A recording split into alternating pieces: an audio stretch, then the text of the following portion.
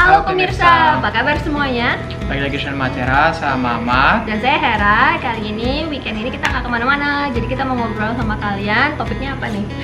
Topik hari ini adalah apa yang enak dan gak enak ya dengan pernikahan dengan warga negara yang beda ya. Ya, mixed marriage couple gitu. Nah, videonya akan dibagi dua. Video pertama yang akan diupload hari Selasa itu topiknya enak nggak enaknya nikah sama bule, khususnya orang Perancis, khususnya lagi sama Mamat. Orang Prancis tapi udah orang campur ya. Akhirnya udah orang Indonesia ya. Iya.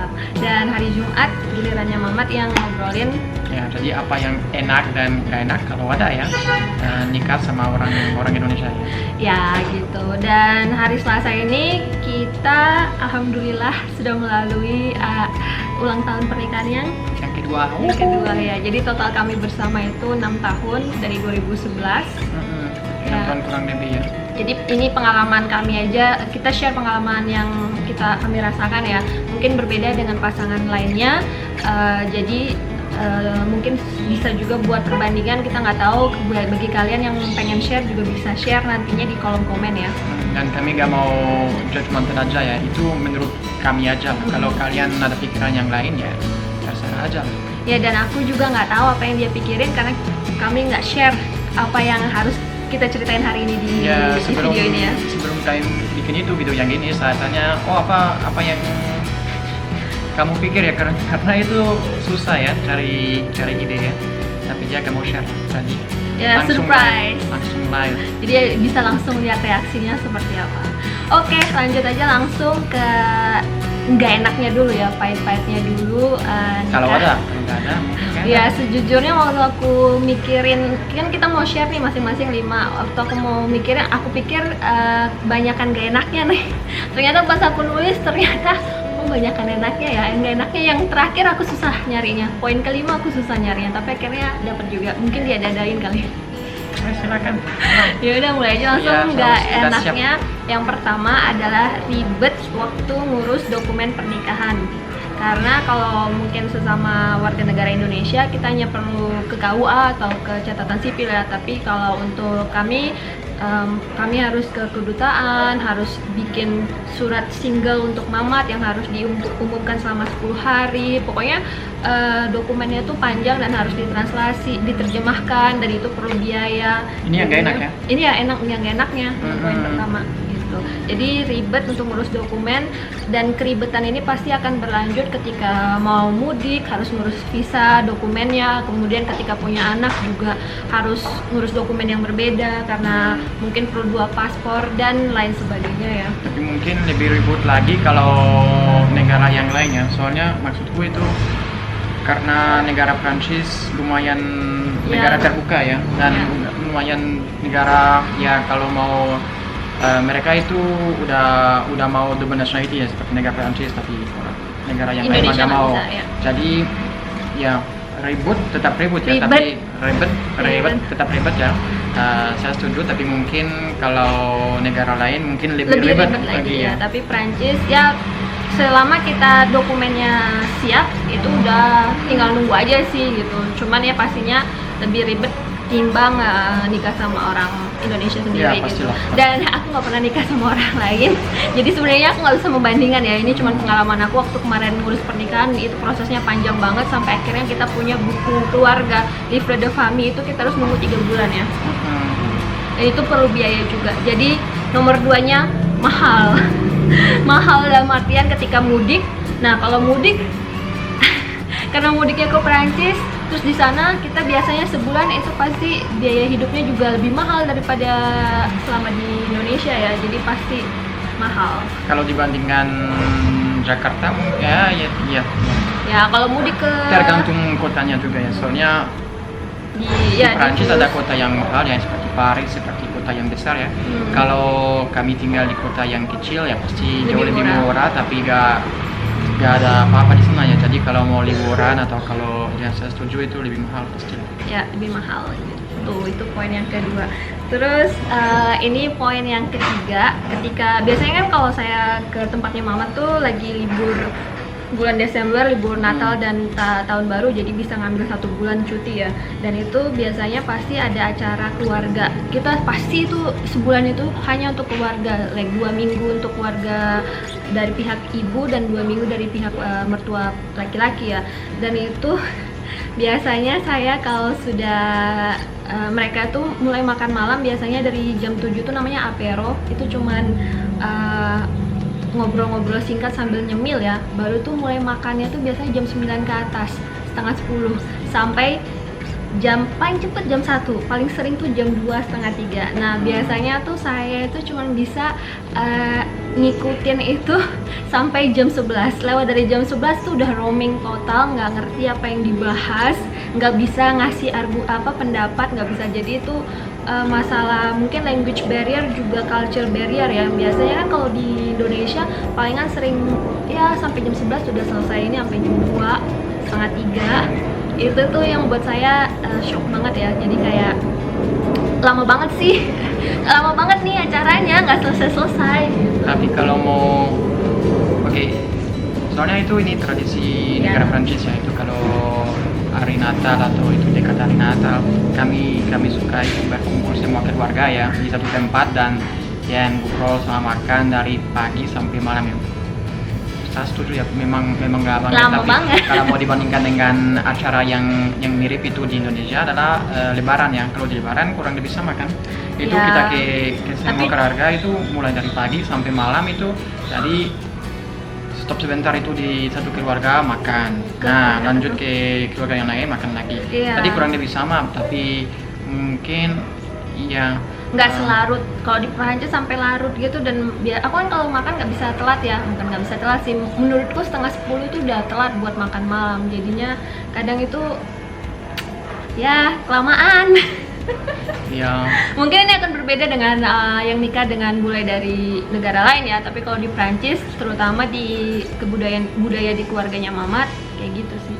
soalnya saya pikir itu kalau di Perancis kami kurang dekat dengan keluarga. Itu kalau di Indonesia itu anaknya sama orang tuanya sangat dekat ya. Kalau di Perancis itu selain hari Natal kami gak berkumpul, jadi ini memang fokusnya untuk waktu keluarga ya. Jadi ya bisa 1 hari 2 hari ya makan aja, ngobrol aja ya.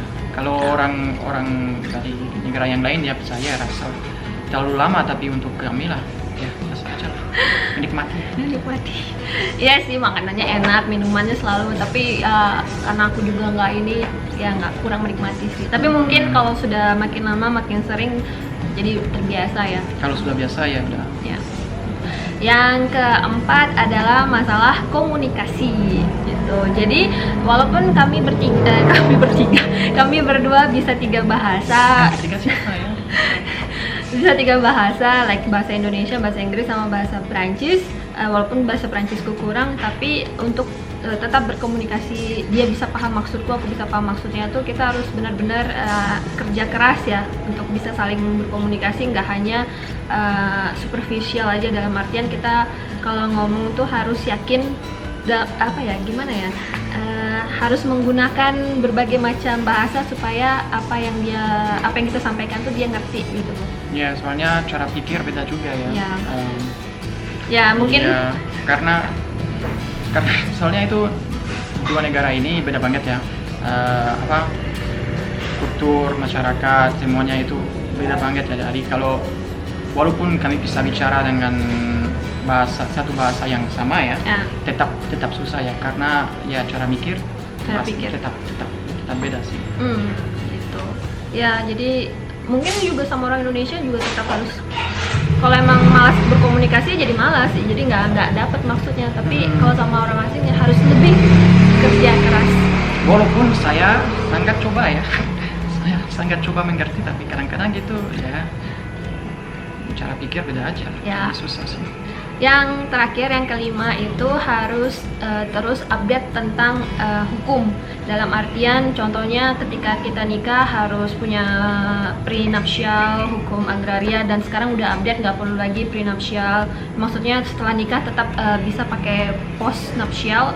Terus nanti ketika punya anak, hukumnya untuk anak dua warga negara seperti apa. Jadi di sisi aku harus update apa yang terjadi dengan hukum kita ya. Misalnya sekarang kan banyak tuh diperjuangkan supaya yang nikah dengan warga negara asing juga bisa punya 2 warga negara, nggak cuman anaknya gitu. Jadi harus sering-sering update tentang itu. Kalau enggak ya kita nggak tahu apa yang manfaat apa yang bisa kita dapatkan untuk kita dan juga anak kita. Ya memang itu hukum di Indonesia susah sih. Susah apa? Soalnya ya ganti setiap minggu lah. Menurut saya itu yang susah. Aku tinggal di sini ya 3 tahun ya. Aku kerja di sini jadi harus dapat kitas ya. Nah hukum tentang kitas ganti setiap hari juga, jadi susah ikutin ya semua aja. Ya. Kalau gak ikut setiap minggu atau setiap bulan udah kudet sih. Ya untungnya kitas selama ini Mamat belum pernah punya kitas sponsor aku ya, selalu yang disponsor dari pekerjaannya. Jadi aku juga nggak pernah ikut pusing-pusing tentang ngurus kitasnya dia gitu. Jadi ya. Tapi untuk keluarga sama, aku nggak bisa punya itu ya kakak ya di sini. Ya itu. Nah nggak bisa kakak. Jadi kalau aku keluarga bukan kakak jadi adik aku, ya. Jadi gitu 5 hal yang gak enak, terus lanjut 5 hal yang enak versi aku ya. Gitu. Oh 5 gak enak, 5 enak. Iya. What did you understand? 5 hal enak atau gak enak. Krik nah kan kayak gini nih contohnya. Ini contoh yang paling bagus itu komunikasi. Ya kan, jadi kayak maksudku bikin 5 poin yang enak dan gak enak, maksudnya dia dicampur. So you didn't have ya? Dari akak, saya punya 5 kayak apa-apa. Oke, tapi nanti dia nyontek punyaku nih. Oke. Aku yang poin lebih personal. Oke, 5 hal yang enak. Enak pertama itu gratis buat visa. Jadi sebelum waktu pacaran kita harus bikin visa Schengen yang sama kayak turis-turis lainnya, tapi setelah menikah punya livre de famille, buku nikah, tinggal kumpulkan dokumen aja, langsung serahkan dan kita bisa minta short stay visa ya. Itu bisa berlaku selama 90 hari dan itu gratis gitu. Dan itu juga prosesnya cepet banget, cuma 3 hari kerja, dan karena aku udah punya biometriknya jadi bisa dikirim, maksudnya Mamat juga bisa nganterin. Kemarin saya ke sana ya, langsung ke kedutaan Prancis itu di Jakarta, dia masih saya bisa urus visa di tanpa harus aku datang ke sana. Jadi gampang itu, kalau setiap 6 bulan dia bisa tinggal di Prancis 3 bulan maksimal ya, baru diperpanjang. Tapi itu semuanya gratis. Ya itu gratis gitu, dan ya enaknya itu sih dulu sebelum nikah waktu dia ngunjungin dia wisuda lebih ribet, lebih ditanya-tanyain, oh apa hubunganmu sama dia, kamu di sana nanti ngapain aja, bla bla bla. Dan itu rekening itu. Ya, dan dia nelpon ke kantor juga untuk cari tahu apakah aku benar kerja di sana atau enggak. Lebih ribet, tapi setelah nikah itu tinggal ngumpulin dokumen, kasih paspor, udah selesai. Gitu. Dikasih surat itu udah nikah sama orang Korea, udah gampang. Silakan masuk Prancis. Oh ya. Dan aku juga waktu itu kita sekarang sering turunnya di Barcelona juga nggak pernah ada masalah ya. Soalnya itu udah termasuk semua Schengen ya? Iya Schengen, jadi keluar masuk Barcelona walaupun visanya Prancis juga nggak ada masalah. Masalahnya mungkin kalau mau ke Inggris lah. Ya.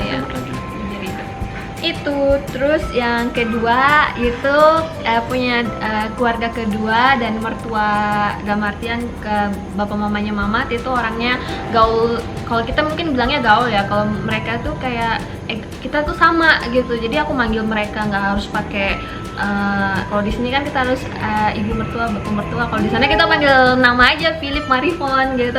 Dan sering keluar bareng berdua aja sama mereka, dan nggak ada unggah-ungguh gitu loh, nggak harus sopan, harus jaim gitu, nggak harus sih, ya biasa-biasa aja gitu. Walaupun mungkin ada language barrier, tapi mereka bisa bahasa Inggris, jadi enak sih gitu. Ini mungkin juga tergantung keluarga ya, karena susah dibandingkan dengan keluargaku sama keluarga yang lain ya, tapi pasti ada keluarga yang lebih terbuka dan ada keluarga yang lebih tertutup ya. Kalau mereka udah setuju ya dengan pernikahan saya sangat percaya mereka ya pasti setuju dengan istri saya, jadi ya dia silakan lah. Ya, dan mereka nggak pernah yang ikut mencampuri urusan rumah tangga kayak gitu-gitu, nanya-nanya, oh kenapa belum punya anak? Iya. Nggak pernah sih, nggak pernah sama sekali juga. Oh kamu jangan gini, jangan gitu tuh juga nggak pernah gitu. Soalnya keluargaku ikhlas. Ikhlas. Ya. Oke, yang ketiga itu menurut dari sisi aku, karena aku sama Mamat itu jadi Prancis, jadi itu menambah kemampuan berbahasa aku ya. Jadi yang awalnya aku belajar bahasa Prancis hanya karena ekstrakurikuler di sekolah atau aku karena emang suka bahasa, tapi karena nikah sama Mamat jadi kayak diwajibkan, diharuskan untuk bisa memiliki bahasa ketiga. Dan itu suatu manfaat sih buat aku, karena kan di Bali juga banyak klien dari Prancis, dan kalau aku bilang oh suami aku dari orang Prancis tuh kayak mungkin menambah kedekatan dan kepercayaan. Menambah keren. Ya bisa jadi gitu. Itu terus yang aku nyontek karena aku nulis dulu. Yang keempat itu mungkin enaknya tuh dia Mamat nggak mengekang ya, dalam artian aku bebas melakukan apapun, aku bebas mau kerja apa, aku bebas nggak mau kerja juga nggak masalah, dan dia nggak pernah bilang oh kamu harus begini, kamu harus begitu. Semuanya kita diskusikan dan semuanya dia terima apapun keputusan yang aku ambil. Jadi dia nggak pernah sama sekali mengekang untuk harus tinggal di rumah aja atau harus kerja atau apapun, dia nggak pernah ya. Soalnya dia sudah sempurna. Ya jadi ya yang keempat nggak mengekang sama sekali. Mungkin dengan orang Indonesia juga banyak yang kayak gitu ya, cuman mungkin dalam artian ini pengalamanku sama Mamat seperti ini gitu. Terus yang kelima itu terbuka kesempatan untuk sekolah dan kerja di luar Indonesia, di luar negeri dengan mungkin lebih mudah ya. Dalam artian kalau misalnya ngikut suami kerja di luar negeri, misalnya mungkin Mamat pindah nggak tahu ke Jepang, ke Singapura atau balik ke Prancis, dan aku ngikut dia, aku di sana bisa aku sekolah lagi atau ikut bekerja, walaupun mungkin pas sekolah kerja lebih susah ya karena imigran.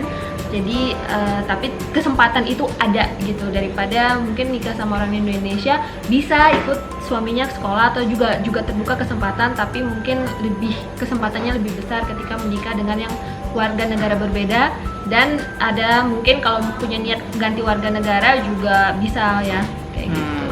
Itu aja sih enaknya. Sebenarnya banyak sih enaknya untuk menulis tuh banyak, tapi ya udahlah share 5 aja biar nggak kelamaan videonya. Gitu. Ya mantap sih. Mantap. Oke, jadi kita lanjut ke Mamat di video berikutnya hari Jumat ya. Jangan lupa tetap ditonton. Kalau kalian suka, klik like, dan kalau ada pendapat yang berbeda atau pendapat yang sama atau mau ngasih pendapat atau punya pertanyaan, bisa tulis di mana?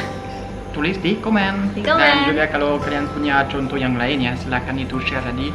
Soalnya kami hanya mau share yang pikiran kami ya.